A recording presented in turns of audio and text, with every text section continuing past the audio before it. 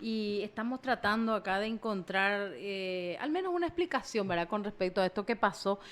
Antes que nada, le agradecemos mucho el tiempo y la posibilidad de informar, no solo nosotros, sino también a los teleoyentes. Doctor, muchas gracias por atendernos nuevamente. Sí, muy buenas tardes, ¿verdad? ¿Cómo están? Y por intermedio vuestro, saludo a la audiencia también. Bien, bien, doctor, buenas tardes. Bueno, ¿podría explicarnos básicamente qué es lo que se decidió y inicialmente, cómo llega el caso a su El juzgado, caso de doctor? Antonio Diosnel Fariña, ¿verdad? Sí, Para ser caso de Antonio claro. Diosnel Fariñas, exactamente. Bueno, en el caso específico, ¿verdad? Esta persona, digamos, se radicó imputación en tercer lugar, por decirlo de esa manera, Ujú. porque ya se había, digamos, instaurado una imputación inicial en contra, ¿verdad? De dos personas, por decirlo así, cuya denuncia se sitúa de la siguiente manera. Esta Sí. es una persona a quien lo ubicamos como víctima de la ciudad de Carapeguá y que le fue sustraída, digamos, de su vehículo, sus tarjetas crediticias, tarjetas financieras. Ujú. Posteriormente, ¿verdad? O sea, por una persona a quien la conocemos en el lenguaje lato, ¿verdad? Como el famoso tortolero, por decirlo de esa manera. Ujú. Posteriormente, ¿verdad? Estas tarjetas fueron utilizadas en un local comercial de la ciudad de Itagua por un monto aproximado de 27 millones y medio, aproximadamente, ¿verdad? Es así, ¿verdad?, de que las personas imputadas en primer lugar, digamos, fueron aquellas en cuyo local comercial fue a efectivizarse la tarjeta y estas personas proveyeron las mercaderías. Posteriormente se radica la imputación el día viernes en contra, ¿verdad?, de esta persona y, digamos, ¿verdad?, por los resultados, ¿verdad?, que la investigación arrojaba en ese momento, a esta persona a quien se indicaba como aquel tortolero que mencionamos nosotros.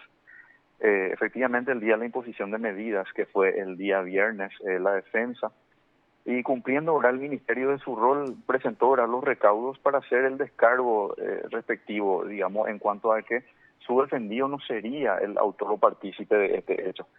Se consideró en ese momento que los recaudos eran insuficientes, se decretó la prisión por esa circunstancia, se agregaron algunos documentos, pero el día de hoy, habiéndose solicitado revisión de medida cautelar, es que se han complementado estos recaudos. Ujú. ¿Y en qué sentido? De que actualmente el juzgado ya cuenta, ¿verdad?, con una denuncia justamente radicada por esta persona sobre el extravío de sustracción, ¿verdad?, de su documento de identidad, como así también, ¿verdad?, de que el mismo ya había sido víctima de hechos similares de estafa anteriormente a partir de esta sustracción primigenia que les mencioné, acompañando incluso o sea, unas labores periciales que se realizaron en unidades fiscales de la ciudad de Asunción, como así también acompañó o sea, o sea, un documento en el cual el supuesto día que se produjeron los hechos, él, digamos, fungió de testigo de un matrimonio civil.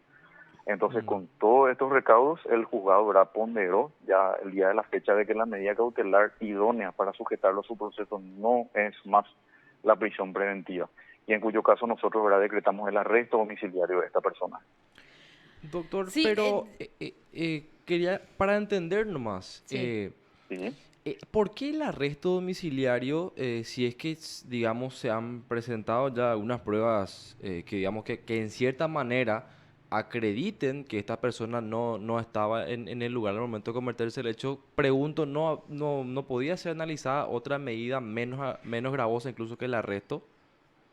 Y mira, las resoluciones, ¿verdad?, en las cuales dicta el juzgado siempre son objeto de recurso, ¿verdad? Pero si me permitís, ¿verdad?, esbozar los fundamentos que Por consideró el supuesto, Por juzgado doctor, en este favor, por por respecto, supuesto. favor. ¿verdad? Por Para favor, eso lo llamamos. son muchas gracias, ¿verdad? Y bueno, los fundamentos que el juzgado tuvo en cuenta, ¿verdad?, son los siguientes.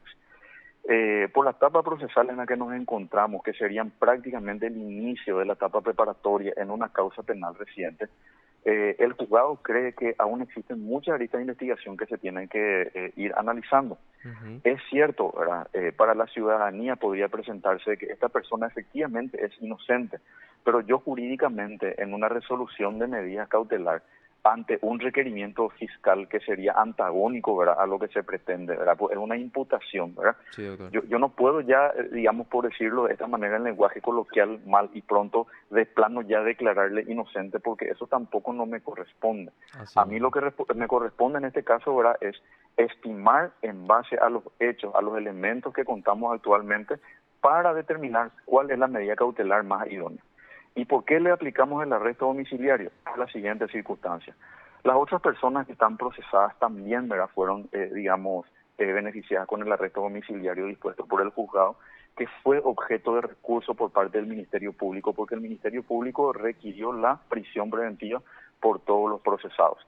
En base a esta determinación, como así también el principio de igualdad procesal, y especulando que la resolución asumida por el juzgado el día de la fecha, y entiéndase el arresto domiciliario, eventualmente quede firme en el futuro, eso no obstaría a que siempre que los elementos lo persuadan, esta persona, ¿verdad?, ya puede disponer de su libertad ambulatoria, ¿verdad? ¿Por qué no? Pero quiero aclarar una cosa también. Sí, doctor. Nosotros no estamos todavía en esta etapa procesal para valorar si él es o no es autor del hecho. Se ha sembrado una duda desde el punto de vista ritual, ¿verdad?, en cuanto a que eso lo favorece. Pero repito, como la etapa preparatoria se encuentra, ¿verdad?, en sus inicios recién, ¿verdad?, nosotros no sabemos si el día de mañana aparecen otros elementos que los desvinculen más todavía o porque o no también, ¿verdad? Yo hablo solamente de manera de hipótesis, ¿verdad? Sí. Entonces, esa es la determinación y el fundamento de por qué el juzgado el día de la fecha le otorgó el arresto, ¿verdad? Repito, eso es susceptible, ¿verdad?, de reformación, se puede volver a reformular, ¿verdad?, pero cree el juzgado que debe sopesarse esta circunstancia que les menciono. Claro, doctor, y quiero seguir entendiendo nomás un poco todo este tema. Digamos, ¿en qué casos se puede llevar, digamos, un proceso con medidas cautelares menos gravosas que el arresto? Porque, por ejemplo, vemos casos aquí en Capital, por ejemplo, en los cuales hechos punibles también, digamos, un poco importantes, se otorgan medidas alternativas. O sea, digamos, Claro, porque se estamos hablando podría de la figura de llevar... la estafa, ¿verdad? ¿Se podría Específicamente. llevar un proceso con otras medidas cautelares también? Y mira, a partir de la modificación del 2019 de la ley 6.350 al respecto de las medidas alternativas y la acordada, ¿verdad?, que la Corte justamente, por decirlo de esta manera, utilizando, ¿verdad?, ya un lenguaje dialéctico, neta lenguaje prescriptivo, Ujú. la propia acordada de la Corte que menciona o recuerda a los jueces de no, digamos, abusar de la prisión preventiva, justamente, ¿verdad?, es que queda expedita, digamos, la aplicación de las medidas, pero siempre y cuando a consideración del juzgado los peligros de fuga y de obstrucción puedan evitarse para no, por decirlo de esta manera, perturbar la investigación. Yo le puedo decir, o sea, desde el punto de vista de la ciudadanía o la opinión pública en general, yo podría asentir con ustedes de que tal vez esta persona no sería la autora del hecho, pero les Claro. vuelvo a repetir de que yo como juez penal de garantías de control, yo no puedo, digamos, ante eso decir, sí, es cierto, esta persona no es autora y dispongo el sobreseimiento definitivo. Eso, por ejemplo, no No, lo claro, puedo claro, hacer. doctor. ¿Por qué? Porque la etapa preparatoria también se encuentra vigente y les digo, existen otros resortes procesales que los pueden instar el propio Ministerio Público, ya sea, ¿verdad?, motu propio, o la defensa en el sentido de abreviar plazo de requerimiento conclusivo y al abreviar solicitar un sobreseimiento definitivo en base a la no participación. O sea, todos estos resortes procesales quedan expeditos aún, ¿verdad?, para seguir tentándolos ser. Yo por de pronto con estos elementos considero de que la prisión preventiva no es la más idónea. Repito, el arresto domiciliario es por el principio de igualdad procesal. Digamos que esta determinación del juzgado arremete contra la pretensión inicial del Ministerio Público, que fue la prisión preventiva, pero reitero, especulando, ¿verdad?, en hipótesis de que la resolución quede firme, seguramente, ¿verdad?, va a quedar expedita la defensa volver a plantear otra vez la libertad ambulatoria.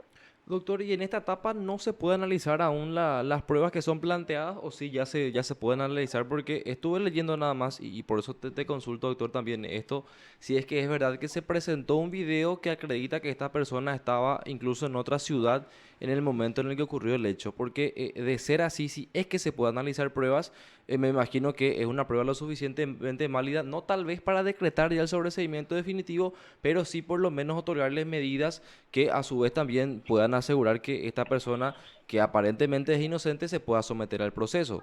No, totalmente, totalmente. Justamente eso nosotros mencionamos de que el día de la fecha, habiéndose aportado por parte de la defensa nuevos elementos, ¿verdad?, suficientes, ¿verdad?, es Ujú. que nosotros dispusimos de que la reunión conjunta de los presupuestos de la prisión preventiva, por lo menos en principio, ¿verdad?, ya no se cumple.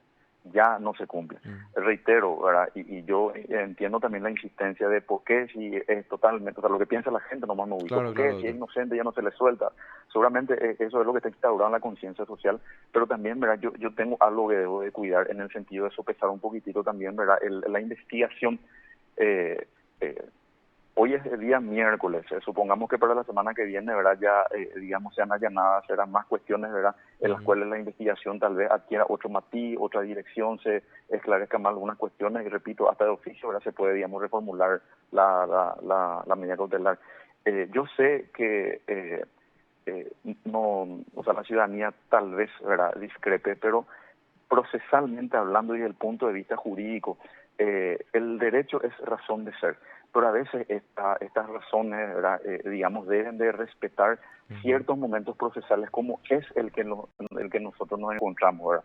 Mira, yo puedo especular que el día de mañana tal vez al respecto de esta persona se requiera su recibimiento definitivo, pero eso va a ser fácil cuando lleguemos a ese momento. Mientras tanto, nosotros tenemos que ir, digamos, agotando etapas, ¿verdad? Trascendiendo investigaciones, etcétera, etcétera, y eso es lo que nosotros en principio por lo menos querríamos cautelar.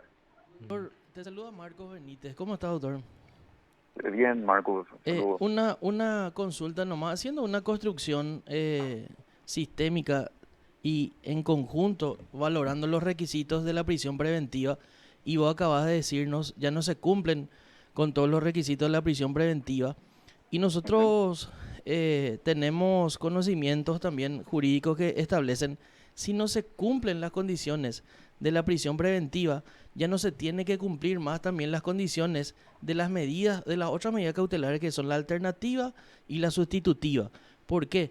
Porque en esta instancia procesal, como bien vos lo estás diciendo, no hay una certeza de la participación de este ciudadano en el hecho punible imputado. O sea, ningún fiscal o ningún ser humano o ningún jurista ni ulpiano acá va a poder decir que esta persona tenemos la seguridad.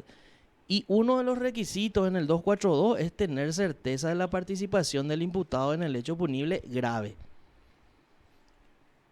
Mira, incluso yo podía acotar de lo siguiente también, ¿verdad? Mira, totalmente adhiero a lo que me mencionabas, Marcos, pero algo para tener en cuenta también, algo que por lo menos no vemos que no constituya una práctica habitual, es por ejemplo aquella de imputar sin requerir medidas cautelares, por ejemplo. Claro. Casi todos los requerimientos fiscales, ¿verdad?, tienen pedido de medida cautelar. En este caso específico, ¿verdad? Sí. Y mira, eso está en el código y justamente como vos también me has sentido, efectivamente es así, pero en este caso en particular, digamos, ¿verdad?, por la repercusión, por el shock social que tiene desde el punto de vista de la víctima y en este caso también de una persona al respecto de la cual su presunción constitucional de inocencia se halla incólume, repito una vez más, hasta pareciese injusta aún mi resolución, pero como les mencioné recién, en este caso en particular, la medida más gravosa ya no la tiene. El arresto aún sigue siendo relativamente gravoso, pero por lo menos ya ha mejorado su status quo inicial, por decirlo de esta manera. El día de mañana puede ir mejorando, pero yo no puedo perder de vista también las aristas de la investigación. La señora agente fiscal fue recusada en esta causa y suponiendo, ¿verdad?, que no se haya incoado esa facultad de parte de la defensa, yo te podría decir, ¿verdad?, que tal vez la teoría del caso que sostiene la misma es otra y en ese sentido, por lo menos, ¿verdad?, como la investigación recién inicia, tratar de salvaguardar la investigación. Ahora, nos damos cuenta de que la investigación, ¿verdad?, no corre peligro y lo hacemos. Yo ya me di cuenta, ¿verdad?, de eso, pero repito, existen otras cuestiones que no puedo dejar de sopesarlas también procesalmente, como las que mencioné recién. El requerimiento inicial fue prisión, o sea, yo me encuentro en la facultad, ¿verdad?, de disponer si corresponde o no. En segundo lugar, las personas que fueron beneficiadas anteriormente con arresto domiciliario fue recurrida por el Ministerio Público. Y en tercer lugar, especulando, ¿verdad?, de que esta resolución dictada, ¿verdad?, no sea recurrida, eventualmente una vez que quede firme, ¿verdad?, ya habilita, ¿verdad?, nuevamente, ¿verdad?, para ir considerando si podría reformulársela o no en el sentido, ¿verdad?, de una libertad ambulatoria. Sí, pero o sea, básicamente nosotros acá en la mesa de trabajo de recuento de noticias, acá en PS, radio y televisión digital, creo que sostenemos siempre lo mismo, y cuando tuvimos la oportunidad de hablar con el actual presidente de la sala penal, el doctor Ramírez Candia, coincidíamos en que pasa por el fallo del juez establecer medidas cautelares, ya sean prisión o cualquiera de las alternativas o las sustitutivas que considere el juez, ¿verdad? No pasa por un requerimiento, porque el fiscal básicamente es una de las partes. Entonces, no sé, definitivamente a nosotros nos parecería, incluso, no sé, tener una medida ambulatoria o básicamente dejarlo sin medida, porque imagínense, el señor ya está siendo 2 veces básicamente involucrado en hechos que él no tiene nada que en los ver ni cuales no una tuvo participación, participación. ¿verdad? Sí. Grave es lo que pasa, doctor. Es para analizar, porque incluso en principio teníamos una prisión preventiva contra esta persona, ¿verdad? No, no, y justamente, ¿verdad? Como te mencioné, mira, todas las posiciones, ¿verdad? Son válidas, la crítica, ¿verdad? Con más razón todavía. Podemos estar equivocados o no, ¿verdad? Pero estamos, digamos, siempre también, ¿verdad? Nosotros también, ¿verdad? Sujetos al control de los superiores en el hipotético, ¿verdad? De que algunas de las partes consideren nuevamente, ¿verdad? Recurrir a esta resolución.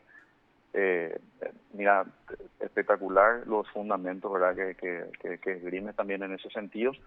Y a pesar, ¿verdad?, de estar de acuerdo en algunas cuestiones, en otras podemos discrepar, ¿verdad? Justamente como te mencioné recién, la condición, por lo menos que el juzgado, ¿verdad?, tiene en cuenta al disponer, ¿verdad?, esta medida, en principio, ¿verdad? En principio es la incipiencia de la investigación en ese sentido asegurar la eficacia de la etapa preparatoria. Ya por lo menos, ¿verdad?, ha eclosionado un poquito, por decirlo de esa manera, este caso, en el sentido, ¿verdad?, de tomar ya ciertos rumbos, ¿verdad?, en el sentido, ¿verdad?, de ubicar a esta persona en cuál podría ser su verdadero grado de participación, pero como te mencioné recién, como esto recién es una eclosión, vamos a ver las resultas, ¿verdad?, de que vaya suscitándose más adelante.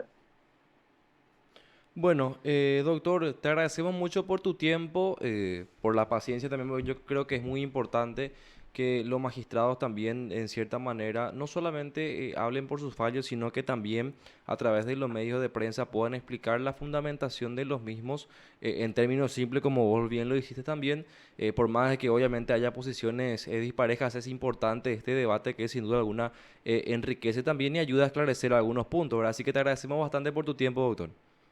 Gracias a ustedes por la oportunidad también y a las órdenes. Igualmente, doctor, hasta luego. Te informó PDS Radio TV Digital.